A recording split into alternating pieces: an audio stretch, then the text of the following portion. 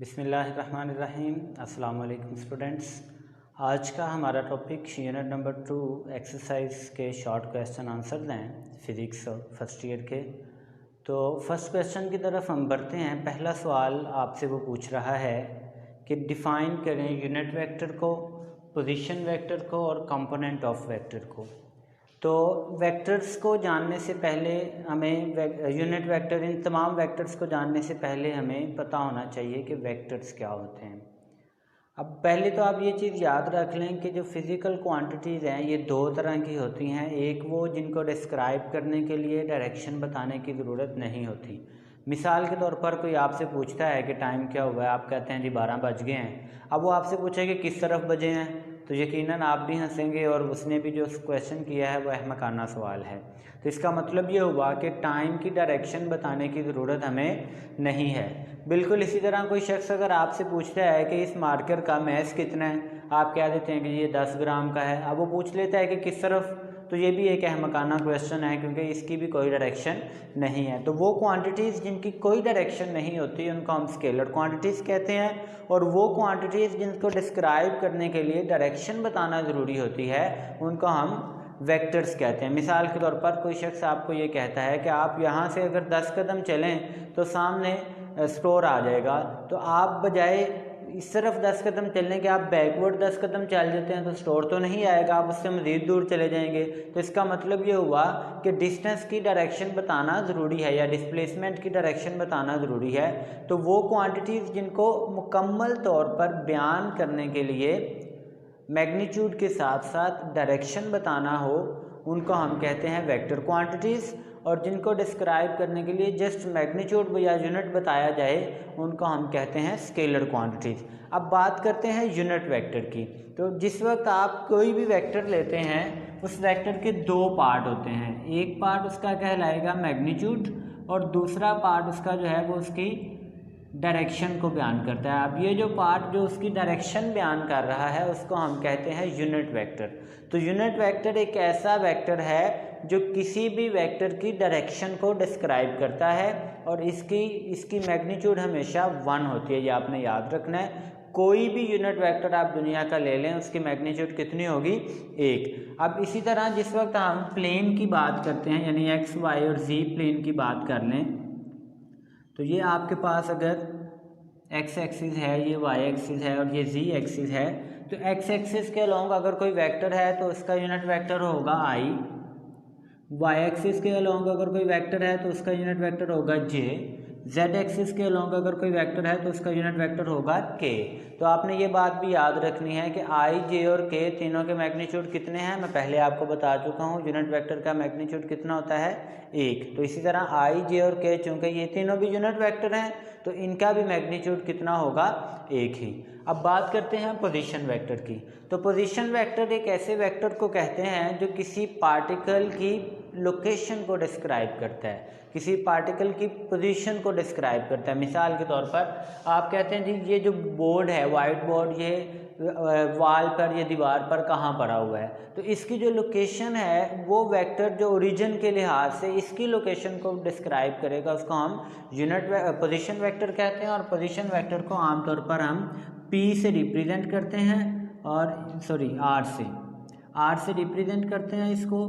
और अगर इसके दो कंपोनेंट हों तो AI प्लस BJ, यानी अगर x और y कंपोनेंट है, और अगर तीसरा कंपोनेंट यानी z एक्सिस भी है तो उस सूरत में साथ CK यानी तीसरा कंपोनेंट भी आ जाएगा। मिसाल के तौर पर अगर कोई पार्टिकल इधर पड़ा हुआ है तो ये ओरिजिन है, ओरिजिन के लिहाज से इसकी जो वेक्टर पोजीशन या लोकेशन डिस्क्राइब करेगा उसको हम पोजीशन वेक्टर का नाम दे देते हैं। अब हम बात करते हैं कंपोनेंट ऑफ अ वेक्टर की। कोई भी जो वेक्टर है ये हमेशा इसके कुछ पार्ट्स होते हैं, जो पार्ट्स इसके एक पर्टिकुलर डायरेक्शन में वर्क कर रहे हैं। मिसाल मैं आपको देता हूँ। आप किसी चेयर को खींचें, आप मिसाल के तौर पर चेयर को इस तरफ को खींच रहे हैं तो जो फोर्स है वो इधर लग रही है, लेकिन जो चेयर है वो उसकी जो मोशन है वो दो इतराफ में होगी, एक तो ऊपर की तरफ और दूसरा इस तरफ सीधी मोशन होगी। अब ये जो दो इतराफ में मोशन है, इसका मतलब है कि जो फोर्स आपने वेक्टर लगाया उसकी जो इफ़ेक्टिवनेस है, उसका जो असर है वो दो डायरेक्शन में हो रहा है, एक इस तरफ और एक ऊपर की तरफ। तो इसके ये जो दो डायरेक्शन में असर हो रहा है वो उसकी इफ़ेक्टिव वैल्यू है, और उस इफ़ेक्टिव वैल्यू को हम कहते हैं कंपोनेंट ऑफ अ वेक्टर। तो किसी भी वेक्टर के आम तौर पर दो कंपोनेंट होते हैं, एक एक्स एक्सिस के अलॉन्ग और दूसरा वाई एक्सिस के अलॉन्ग। जो कंपोनेंट एक्स एक्सिस के अलॉन्ग होता है उसको हम हॉरिजॉन्टल कंपोनेंट कहते हैं, और जो कंपोनेंट वाई एक्सिस के अलॉन्ग होता है उसे हम vertical component of a vector कहते हैं। अब हम बढ़ते हैं अपने सेकंड क्वेश्चन की तरफ। तो सेकंड क्वेश्चन में वो आपसे पूछ रहा है कि तीन वेक्टर्स अगर आप ले लें और उन तीन वेक्टर्स की ओरिएंटेशन यानी डायरेक्शन क्या हो कि उनका सम ज़ीरो आए। By head to tail rule हम जानते हैं कि अगर आप एक वेक्टर लें, फॉर एग्जांपल ए वेक्टर लिया और एक वेक्टर ले लें बी, वो ये बी वेक्टर है, इन दोनों को अगर इनकी मैग्नीट्यूड सेम हो तो इस तरह ऐड करें कि इनका सम ज़ीरो आए। अब हम क्या करेंगे कि इसकी हेड पे इसको ड्रा किया आपने, सॉरी इसकी डायरेक्शन आप यूँ ले लें, इस तरफ ले लें, ऐसे इधर आपने ड्रा कर दिया। अब जो थर्ड वेक्टर है उसको आप यूँ इस तरफ ड्रा कर दें, तो आप देखें कि इनका सम क्या आ रहा है जी, ज़ीरो। या दूसरे लफ्ज़ों में आप यूँ देख लें कि ए प्लस बी इक्वल्स है माइनस सी के। तो अगर a प्लस बी प्लस सी करेंगे, माइनस सी इधर आएगा तो वो इक्वल क्या आ जाएगा जी, ज़ीरो। एक चीज़ आपने याद रखनी है कि जब भी आपने वेक्टर्स को लिखना है तो उनके ऊपर एरो आपने लाजमी लगाना है। अगर आप एरो नहीं लगाएंगे तो आपका सवाल या आपकी प्रेजेंटेशन को गलत कंसिडर किया जाएगा, और जिस वक्त उसको गलत कंसिडर किया जाएगा तो आपके नंबर कटिंग किए जाएंगे, लाजमी तौर पर कटेंगे। तो आपने एरो लगाना हरगिज़ नहीं भूलना। क्वेश्चन नंबर थर्ड है कि अगर आपके पास कोई वेक्टर है और वो एक्स वाई प्लेन में है। एक्स वाई प्लेन से क्या मुराद है मैं आपको बताता हूँ कि अगर हमारे पास वेक्टर ये एक्स एक्सिस, ये वाई एक्सिस, इसमें कोई वेक्टर है तो वो कौन सी सूरत होगी कि उसके दोनों कंपोनेंट नेगेटिव हों। पहला केस उसने ये दिया है, और दूसरा केस ये है कि वो कौन सी सूरत होगी कि उसके दोनों कंपोनेंट्स के साइन ऑपोजिट हों। यहाँ पे आप देखें कि ये एक्स एक्सिस है, ये वाई एक्सिस है, ये पॉजिटिव साइड है तो ये वाली साइड नेगेटिव कंसीडर होती है।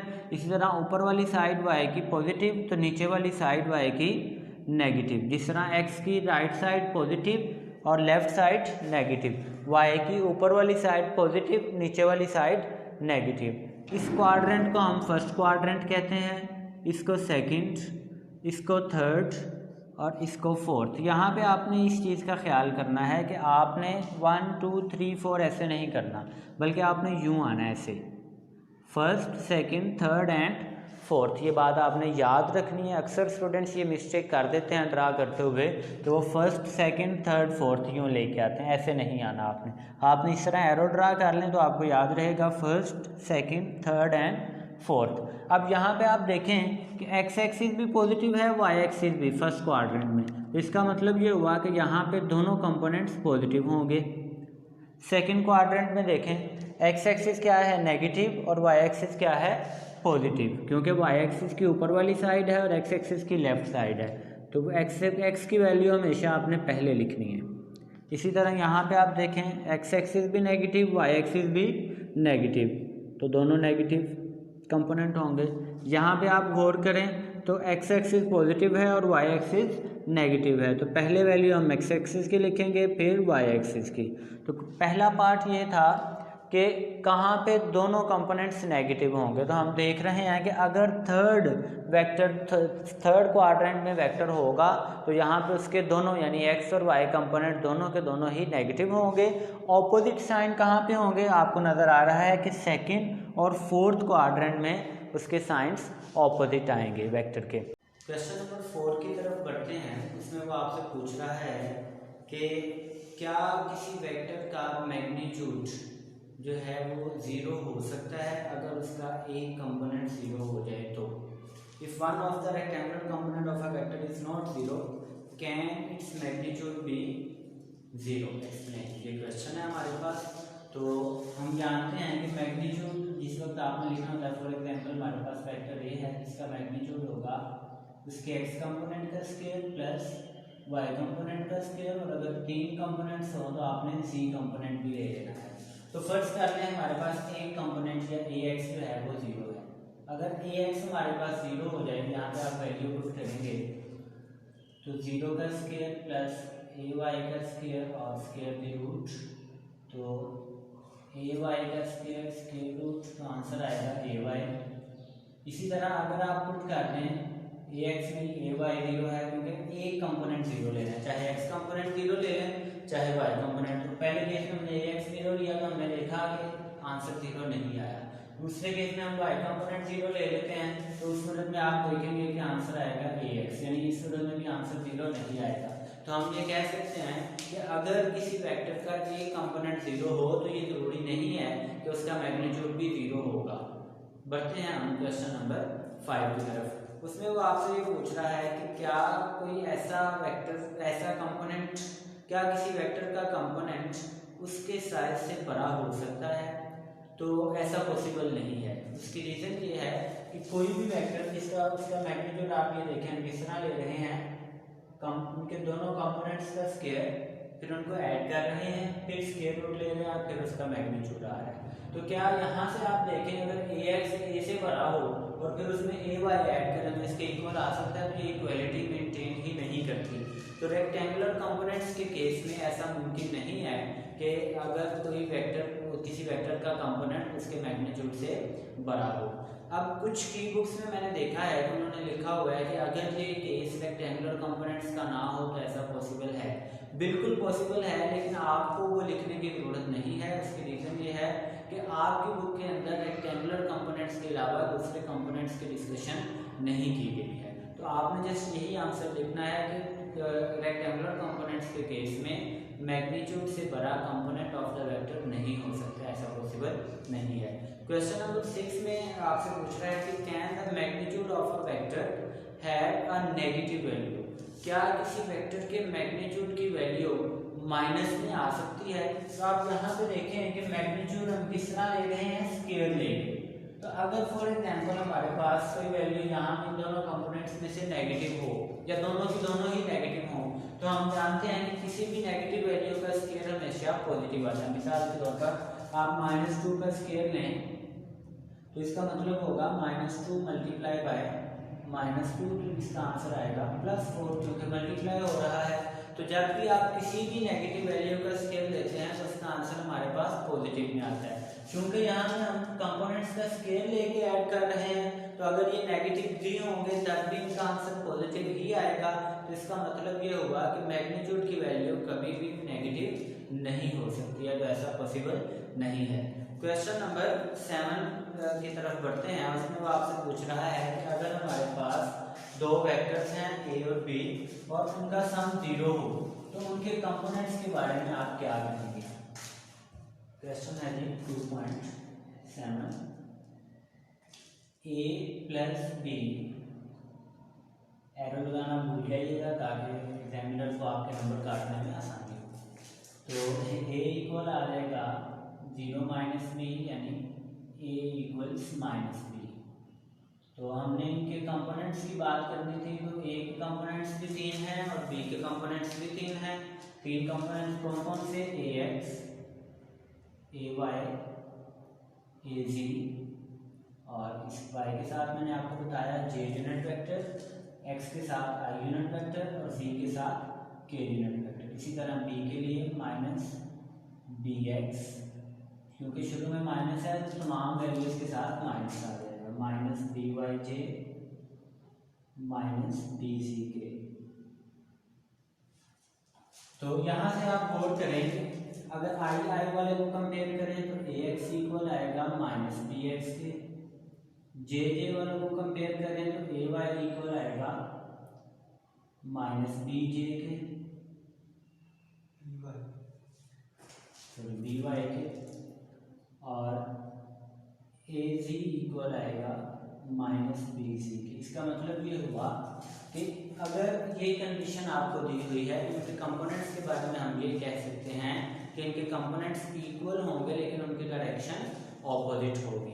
क्वेश्चन नंबर 8 की तरफ पढ़ते हैं कि under what circumstances would a vector have a component that are equal to magnitude. किस सूरत हाल में किसी वेक्टर के कंपोनेंट्स उसके मैग्नीट्यूड के इक्वल होंगे।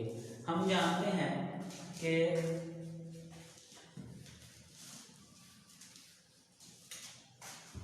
क्वेश्चन नंबर 8 है टेंजेंट थीटा इक्वल होता है ए वाई और ए एक्स के। ये फार्मूला है डायरेक्शन निकालने का किसी वेक्टर की। अगर इसके ये दोनों कंपोनेंट इक्वल हो जाए, यानी आप यूँ कह लेंगे ए एक्स इक्वल है ए वाई, मीन्स हम ए वाई की जगह ए एक्स पुट कर सकते हैं। पुट कर दें ए एक्स और ए एक्स, ये कंडीशन आपको क्वेश्चन के अंदर दी हुई है।